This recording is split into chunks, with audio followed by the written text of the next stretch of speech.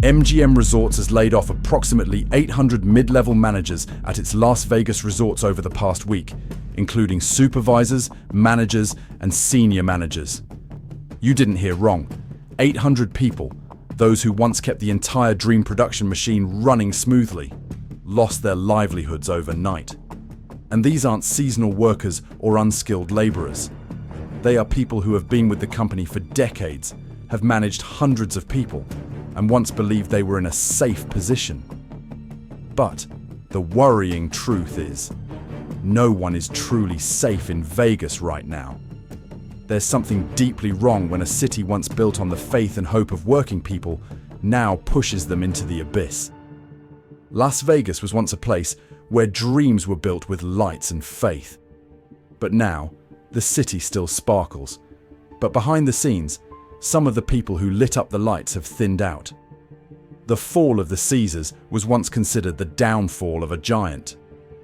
But, with MGM also having to cut thousands of employees, is this the next domino to fall, signaling an irreversible chain of collapses for Las Vegas? In today's video, we'll delve into what's really happening behind the doors of MGM, and why this fall could be a sign of a declining era for the Vegas dream. After the tremors from the tourism industry, not only Caesars but also MGM began to feel the pain spreading across the Strip. According to a report from Cover.com, MGM's net revenue in Las Vegas for the second quarter of 2025 is expected to decrease by approximately 4% compared to the same period in 2024.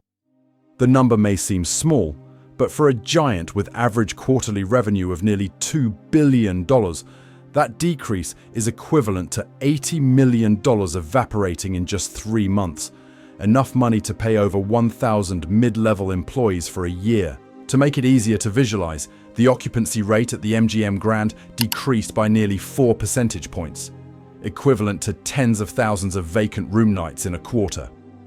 At the same time, the table game hold, a measure of the casino's actual profit, was lower than expected. Although the players are still playing, the house is no longer winning all in like before.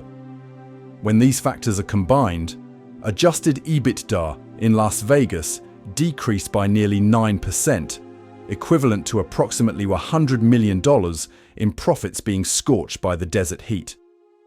For MGM, this was a worrying setback, as the corporation operates like a giant machine, heavily reliant on international visitors, particularly from Canada and Asia. When that demand weakens, even a small hiccup in the tourism industry is enough to shake the system. Many tourists share that, from their perspective, it is precisely the sophisticated traps coupled with excessive fees that are causing Vegas to lose its identity. That's clearly not a matter of personal opinion. When total spending increases faster than the value received, the budget and economy customer segment, the mainstay of properties like Luxor or Excalibur, begins to withdraw. They chose to stay home, switch to cheaper destinations, or postpone their trip. Therefore, the pressure falls squarely on the very segments that kept the city going on normal days. That slowdown didn't just come from domestic tourists. International visitors, especially from Canada, a significant winter source, also decreased noticeably. The weakening of the CND, coupled with cautious sentiment following border policy conflicts, made the decision to fly to Vegas less straightforward. Each group pulled out a little, leaving thousands of empty rooms and revenue gaps that are difficult to fill, especially midweek, which was already fragile even when the economy was favorable. The group of tourists we've long considered small is actually having a significant impact. Despite the constant launch of stimulus campaigns, from Welcome to Fabulous Las Vegas to deep discounts and room and beverage credit combos, the feeling of value for money hasn't truly returned. The lights on the floor were still on, but the gaming tables were thinning out. The luxurious suites had to close some rooms, silent like abandoned houses in the desert. Compared to Caesars, MGM hasn't suffered the same magnitude of shock, but cracks have appeared. It's not just a story about discounts or promotions. At its core, it's about the belief that the displayed price is the actual price paid, and that the experience they receive is worth every dollar they spend. If the total price is already transparent, but the feeling of worth it hasn't returned, what should Vegas change first? The pricing method, the human experience, or both? When cost optimization decisions put operators in a vulnerable position, are we sacrificing the soul that made visitors want to return in the first place? And then, the real cost isn't always reflected in the financial statements. When revenue declines and costs are tightened, frontline staff, from bellmen and housekeeping to shift managers, are the ones who feel the impact earliest and most deeply. Approximately 800 mid-level managers at MGM Resorts in Las Vegas were laid off this past week.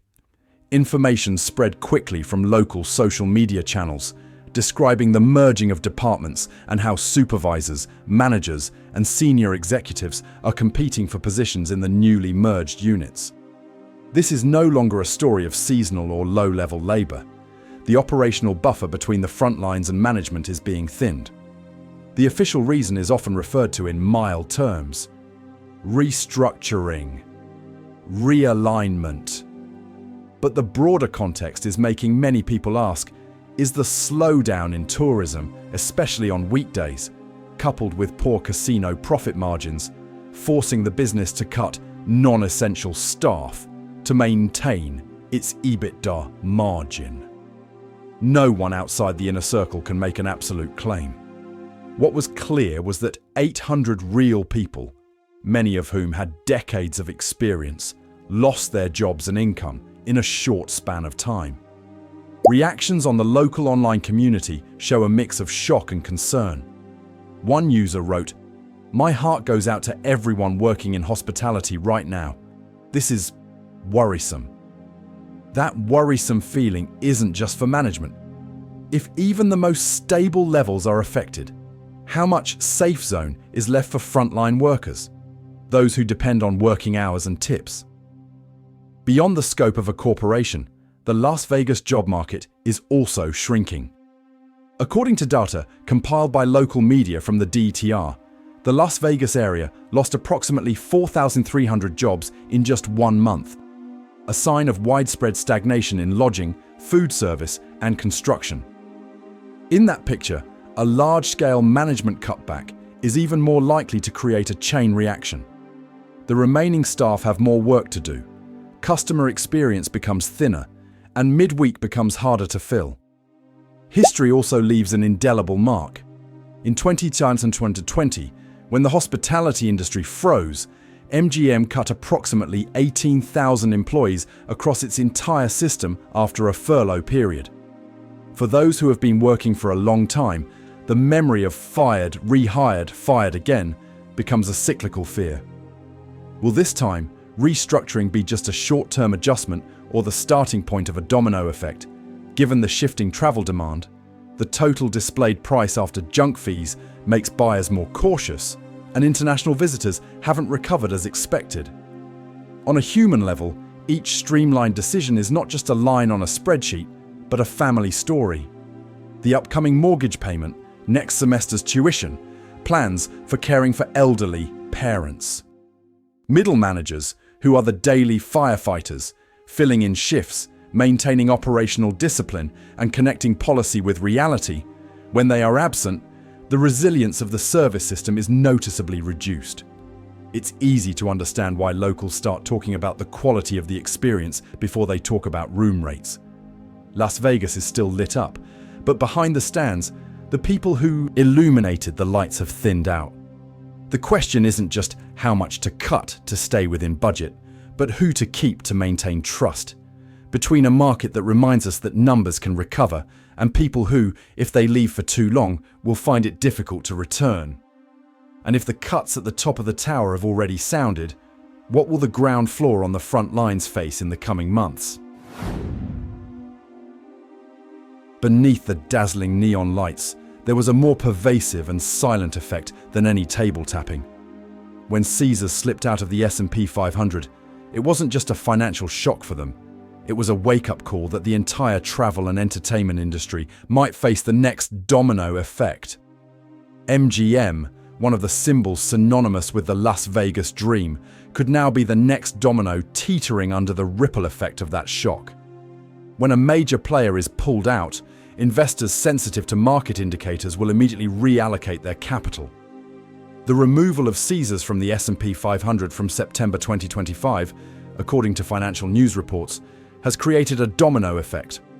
Capital is being withdrawn from highly leveraged assets, interest rate risk is increasing, and stricter profit expectations are being placed on competing companies. As capital pressure intensifies, corporations like MGM can no longer view Las Vegas as an immune zone. MGM operates on a business model that is extremely sensitive to midweek performance and foreign visitors, two components that are easily affected by high travel costs or changes in investment flows. When the feeling of value is scrutinized more closely, guests will choose to stay in more cost-effective places or reduce the number of nights they stay. In that context, while weekend visitor numbers may be stable, midweek days are the most vulnerable, leading to a ripple effect from larger properties to smaller ones, from high-end casinos to budget hotels. That's how a shock spreads, from the top of the tower to the service ground floor. This domino effect also reflects the interaction between financial flexibility and fixed operating pressures. When borrowing, maintenance, and personnel operating costs cannot be reduced quickly and revenue fluctuates significantly, a thin financial buffer will be breached. Some MGM assets may not be able to withstand a prolonged string of empty nights, or when changing guest mixes make variable costs difficult to control. In the short term, cost optimization or department consolidation can save cash flow. In the long term, it can weaken the operational system, leading to a decline in service quality, lost customer experience, and a drop in customer trust. The first step for the dominoes to keep falling. When MGM became the next domino to fall, the cost wasn't just the loss of revenue figures, but the fact that smaller operators, bellmen, housekeepers, technicians, were pushed into a higher risk zone. When the middle management layer loses its buffering energy, the keeping pace functions within the service are stretched thin. Room feedback is delayed, customer service is slow, and small details are overlooked. At that point, the hotel became cold, simply because small mistakes weren't patched up in time. That spiral, if not stopped, could start at MGM and spread across the entire casino strip, because all properties share the same customer base, pricing rules, and visitor psychology. A solution called Prospects, all-in pricing with a no surprises at checkout commitment from brands like Marriott, Hilton, or MGM Resorts. When customers perceive the price they pay as the price they get, and the actual experience doesn't differ significantly, it can be an anchor point to stop the domino effect from spreading.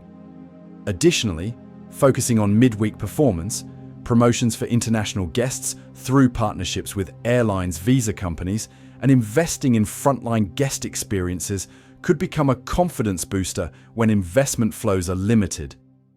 If MGM is the next domino to fall, the line between recovery and collapse isn't determined by weekend attendance figures, but by the maintenance of the service infrastructure. Will corporations ever look directly at each individual to understand that if they can't retain them, what lights will continue to shine? In the morning on the Strip, the neon lights still take turns with the sun. But beneath that bright surface lies the precarious rhythm of the people who keep the tourism machine running. Grueling shifts, unpredictable tip hours, and rent that waits for no one. The labor market has shown a clear downturn. In just 1 month during the summer, the Las Vegas area lost about 4,300 jobs compared to the previous month, according to the latest DTR report. That number doesn't tell a sensational story. It only shows that the safety net is thinning, just when the city needs the highest degree of resilience. The biggest conflict right now lies in the daily calculations of workers. The average rent in Las Vegas is around $1,900, $2,000 per month, even though the price increase has cooled down compared to the peak of the pandemic. For service workers, that's a high bar, especially since Nevada's minimum wage is currently 12-hour, and many positions don't offer fixed hours on weekdays. Even for an organized group, the average advertised wage of around 16-hour might not be easy if shifts are thin and the cost of living increases across the board. The stark truth is, when the midweek slump hits, the rent problem becomes a race against the schedule, not just a line on a spreadsheet. In another dimension, affordable housing remains an unknown. The stories of small apartments for $950 a month attracting hundreds of applications only prove what everyone already knows. Demand far exceeds supply, and anything approaching livable becomes a rare commodity. When a city that lives off services has to queue for minimal options, the sense of belonging will fall away before the numbers. There is no single perpetrator. The displayed prices are more transparent overall, allowing tourists to carefully consider value.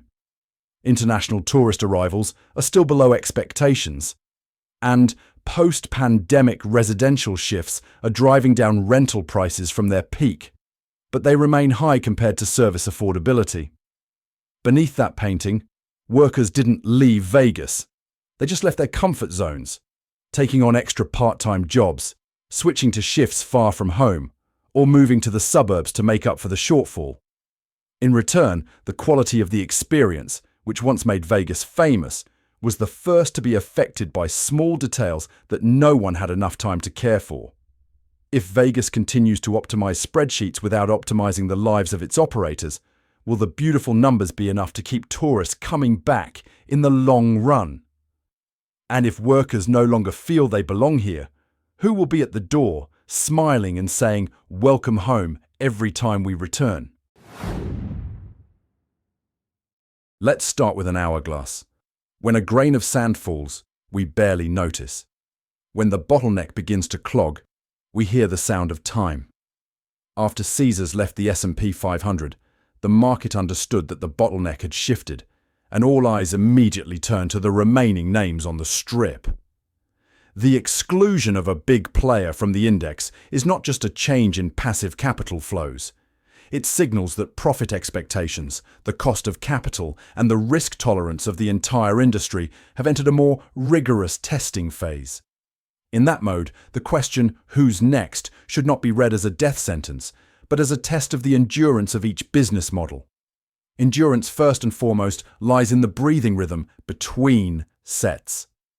As awareness of the total price becomes clearer and guests consider the number of nights more carefully, midweek is the most likely part to be shortened.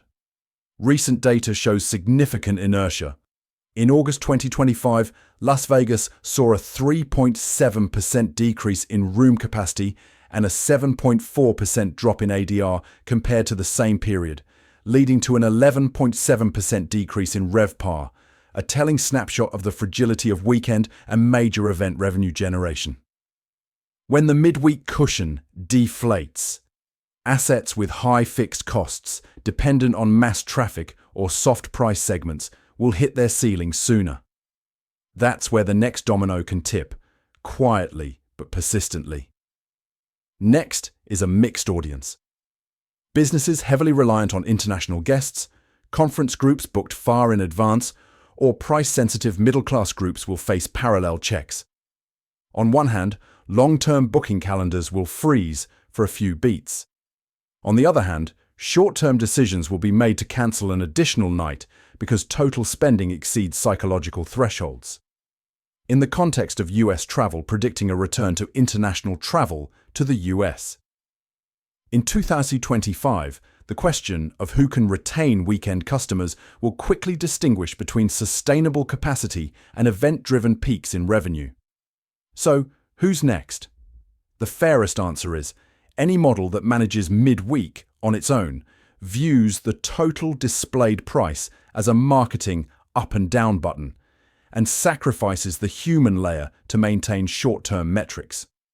Conversely, the safest name will be a business that can solve three equations simultaneously.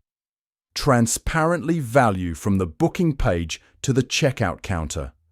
Restore the reason to stay an extra night midweek. And invest strategically in people, not out of kindness, but because long-term profitability is inextricably linked to experience. The rest is optional. Do you want a bright strip measured by RevPAR or a bright city because people genuinely want to return? And if businesses clearly see this problem, where will they place their pieces? Add another layer of human buffer, or make another transparent promise that customers can verify tonight? There's an unforgettable paradox unfolding right in the heart of Las Vegas. While billboards illuminate images of freedom, opportunity, and the American dream, the fine print on bills tells a different story about legitimate fees that are suffocating both residents and tourists. If the American dream was once a promise of transparency and fairness, today it's encapsulated in the small print at the bottom of receipts: resort fee, convenience fee, facility charge. And it was right here that Vegas legalized a form of distrust, legally. When the Federal Trade Commission, FTC, announced the junk fee rule, effective May 12, 2025, requiring hotels, airlines, and online platforms to display the full actual price before payment, many thought Vegas would enter a cleaner era. But reality reveals a paradox. The prices are clearer, yet the feeling of being deceived persists. Previously, people came to Vegas expecting really low prices and were willing to pay a few extra fees at the front desk. Now, with the total price exposed from the start, that low is gone, and the middle class, especially the large group of older tourists from Canada and the Midwest, is starting to see that Vegas is no longer the value-for-money destination they once believed it to be. According to the LVCVA's August 2025 report, average weekly occupancy decreased by nearly 4 percentage points, while revenue per available room, RevPAR, fell by over 11% compared to the same period last year. Part of the reason is that customers see the final price and click the cancel button. But the story doesn't end with the bill. When laws demand more transparency, corporations respond with new fee structures, bundling multiple service categories into the base price, increasing convenience fees, or charging extra for experience upgrades. It's all legal. But in the consumer's perception, it's still a more subtle kind of loss. You know you're paying more, but you can't say you've been cheated because the law allows it. It's the legal nightmare of the post-transparency era. If everything is legal, but both residents and visitors feel it's unfair, is legality still a measure of justice? And when a city that prides itself on always welcoming everyone starts to only cater to the highly affluent, is it still Las Vegas? Or just a profit model dressed in the guise of the American dream? As the lights dim each night, Vegas is left with the footsteps of those leaving their shifts, burdened by the worry of rent and an uncertain tomorrow. The story of MGM or Caesars is ultimately not just about graphs. It's the heartbeat of a city that once promised everyone belongs, and is now wondering if it still has enough faith to keep that promise. If recovery is measured only by revenue and the people who make up the service continue to thin out like sewing thread, then the bright lights are just a coat of paint on a cracked wall. What do you think is the true measure of recovery? Increased room capacity or the feeling of value for money, respect when leaving the checkout counter? If the law has transparent prices, but trust still hasn't returned, should we change how we price, how we serve, or how we treat the very people who keep the city running?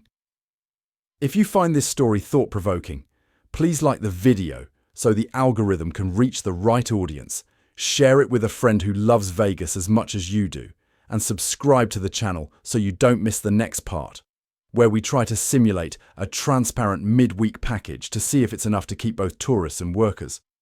The content of this video is for informational and educational purposes only and is not financial, legal, investment, or medical advice, nor is it a specific call to action. The data and information are compiled from public cited sources at the time of production and are subject to change over time. Although efforts have been made to verify them, the channel does not guarantee absolute completeness or accuracy and is not responsible for any losses arising from the use of the content. The video does not promote hatred or illegal behavior. If there are any errors or updated information, please contact us for review and correction. Before making any financial, investment, legal decisions, please consult with appropriate independent experts.